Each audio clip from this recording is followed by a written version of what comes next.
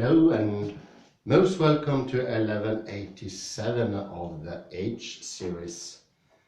I will today continue with the toroidal model of consciousness, and where I left off in the article of K Meijer of the University of Groningen, his article Processes of Science and Art Model as a whole flux of information using toroidal geometry. And then I will slowly slip into a critique of the name theory and also an explanation, a sort of development of it from, yes, Diego Lucio Rappaport, It's About Time. I read him for 3 years. I had never made any lectures so far as I know. So I think it's about time now. But let's start where I left off in 1186 when I was in the library.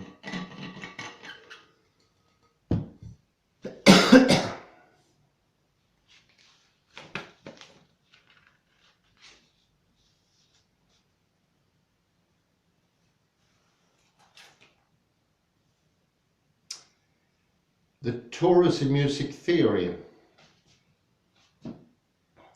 Music deals with the exploration of tension and resolution, and at the same time anticipation. Music implies the control of complex sensations of sound into emotion and feeling.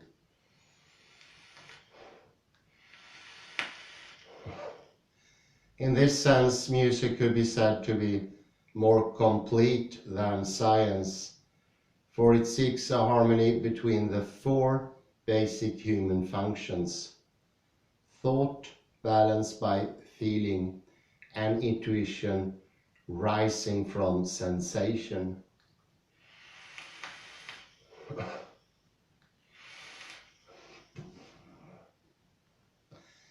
Toroidal geometry has been used in different ways by various music theorists to describe the relationships between major and minor triads called the tonets torus.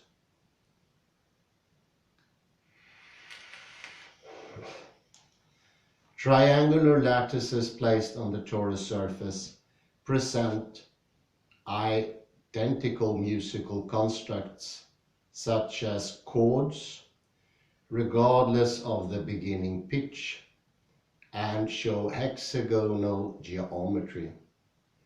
The implicit principal transformations are expressed as a minimal motions in the tonets pattern, which can be seen as the wrapping of the planar graph onto a torus. Sound-induced geometric patterns can be induced by wave interference in so-called Chladni experiments. Interestingly, so-called causal dynamic triangulation have also been used for describing the holographic geometry of the universe and also a quantized Planck space.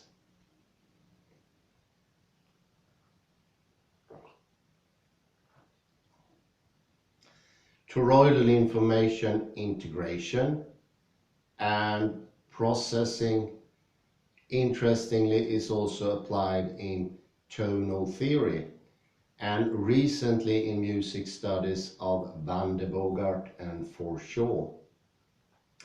The latter authors show that quantum algorithms can be coded through toroidian information compression using frequency resonance, by which information can be encoded in electronic sound that in turn can be decoded to the original information. The particular information processing procedure resembles a self-generating imagination that exhibits probabilistic fractal features for storing and retrieving information.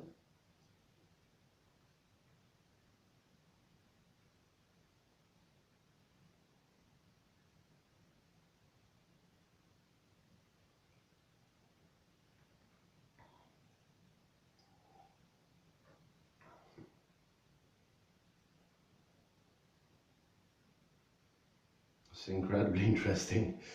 The so-called causal dynamic.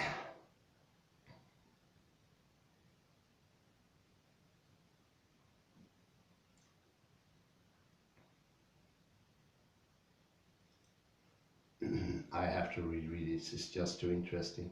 Toroidal information integration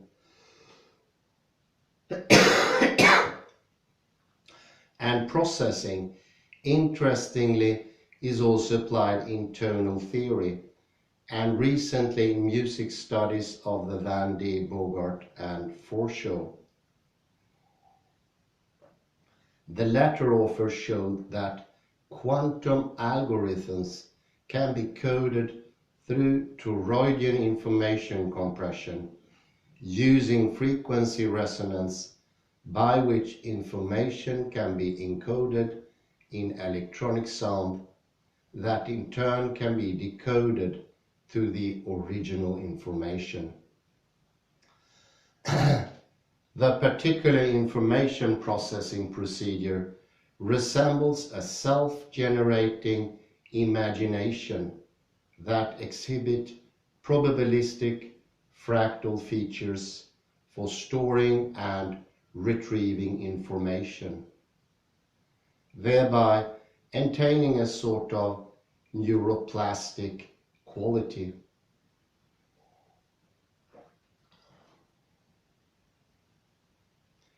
Toroidal flow may, in this respect, be conceived as a modality of rotational information flux that returns to itself a characteristics that may be the very basic mechanism for creation of awareness and self-consciousness.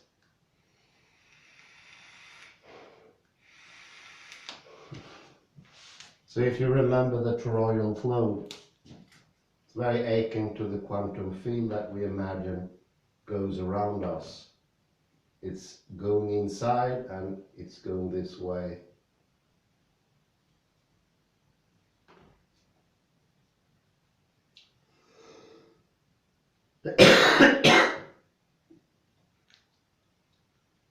This toroidal flow can be conceived of a modality of rotational information flux that returns to itself a characteristic that may be the very basic mechanism for creation of awareness and self-consciousness.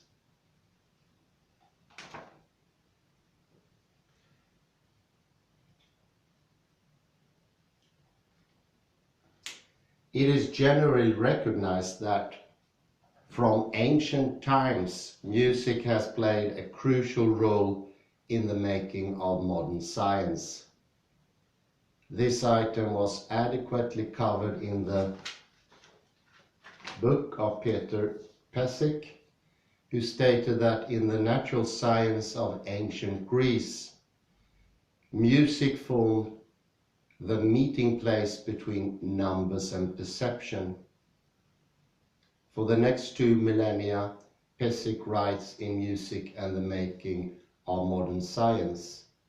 Liberal education connected music with arithmetic, geometry, and astronomy within a fourfold study, the quadrivium.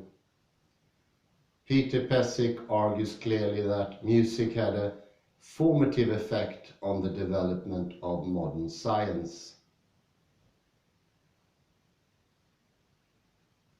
since music represents a conceptual force in its own right.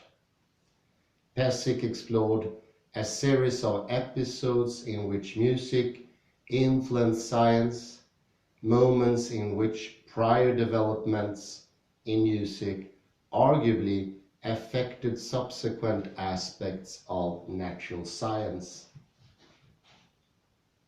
He describes encounters between harmony and 15th century cosmological controversies, between musical initiatives and irrational numbers, between vibrating bodies and the emergent electromagnetism.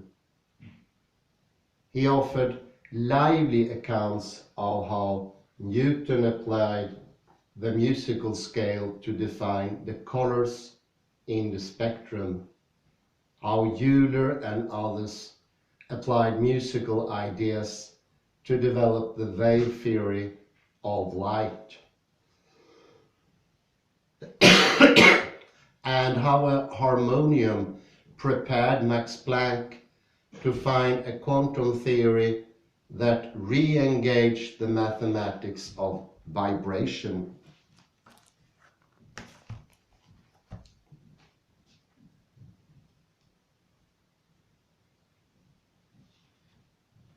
Taken together, these cases document the peculiar power of music, its autonomous force as a stream of experience, capable of stimulating insights different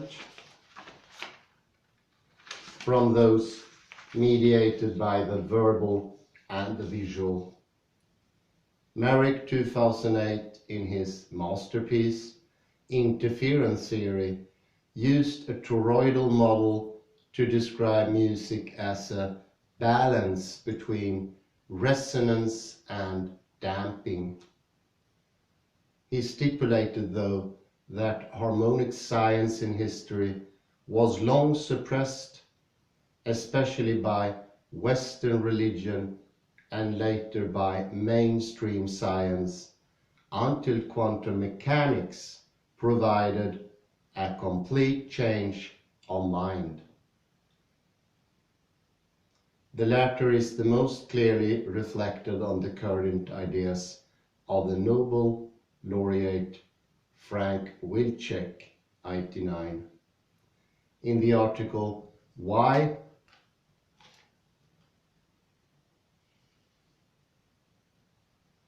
Physics Needs Art in Picturing the Universe, as well as in his books on Longing for Harmonies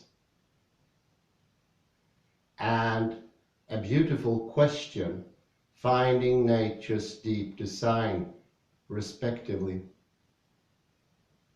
Pitkänen, like David Bohm, suggested music as a basis for study consciousness. The present author, together with Hans Gesink,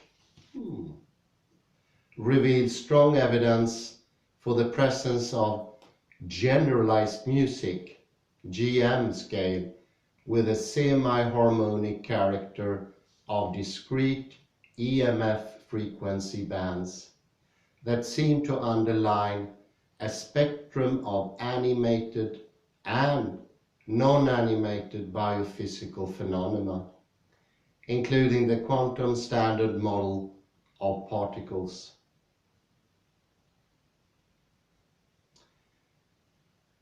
Very much in line with the notions of Nimitz.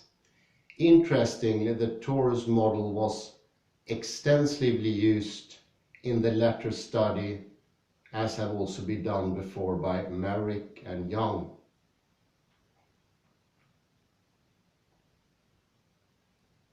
Six, the future of science and art in toroidal cyberspace.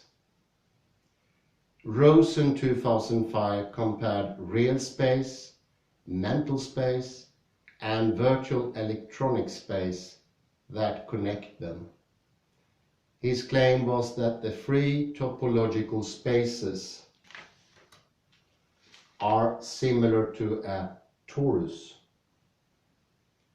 Concentrations of sufficient mass in each of the free spaces create areas that bend distance and time.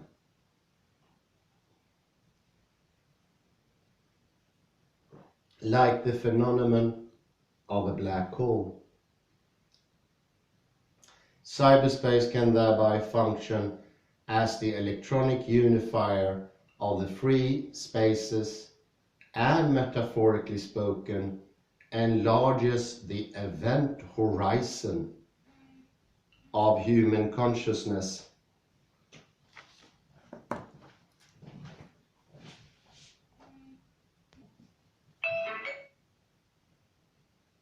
Hallå där, Rosa! Hej du, nu står jag utanför. Okej, ge mig bara 5 minuter, jag rundar av inspelningen här så kommer jag ner. Okej. Bra, syns vi. Hej hej.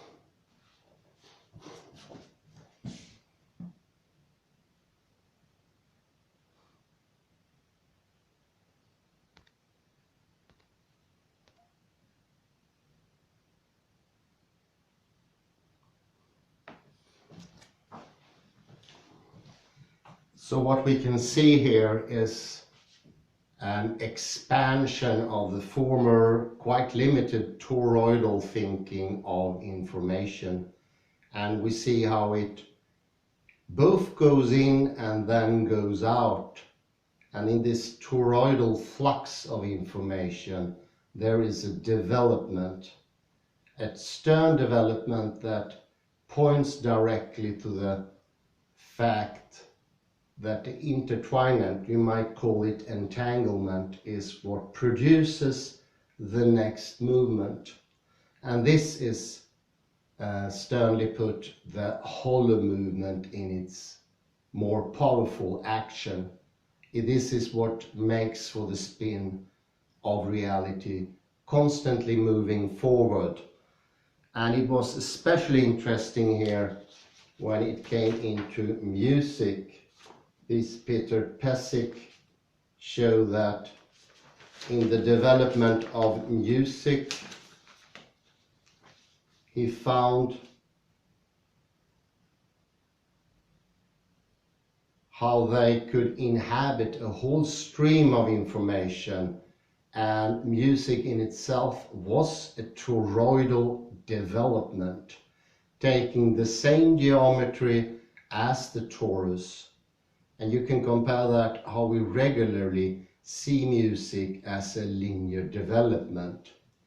And this is one of the reasons why, for instance, Henri Bergson took it up and said that how do we understand music if we only listen to one note at a time? That is not really necessary anymore. Now we can understand that all of the music comes at once. They are in the torus all together. So this rather complicated process with acquiring a note, keeping it into memory, still points to linear time. This is beyond linear time. It explains linear time, but it is also beyond it. It goes further. It's larger, it is more encompassing. So the whole music is a torus rather than an enclosed line. And time as well no longer need to be viewed in this linear line-like fashion. Instead, we can see time as constantly entering into the toroid shape, being informed of the notes inside the toroid shape, then coming out, like coming out of the white hole. Black hole, the white hole, can also be used as tropes for understanding this. And when they come out, they are enforced and they build layer upon layer upon layer. in this development. And for each time it becomes more massive, more informative, more telling, more understandable, and more encompassing. So in a way, I can see Henri Bergson, also Husserl and Poincaré. The non-Euclidean geometry had at that point not really gotten quite into the juicy details. It hadn't entered the consciousness of these people. It hadn't become wholly explicated and understandable. It was still some missing links. But that is coming now, thanks to K Meijer, and I didn't have time now, but I will venture into the fantastic world of Diego Rappaport. And they are using this new geometry to the utmost as possible. And I think that's necessary because it is truly a new geometry. Let's use it to our enjoyment and to our furthering of understanding. It is a really great gift. I say thank you very much and have a very pleasant afternoon. Bye bye for now.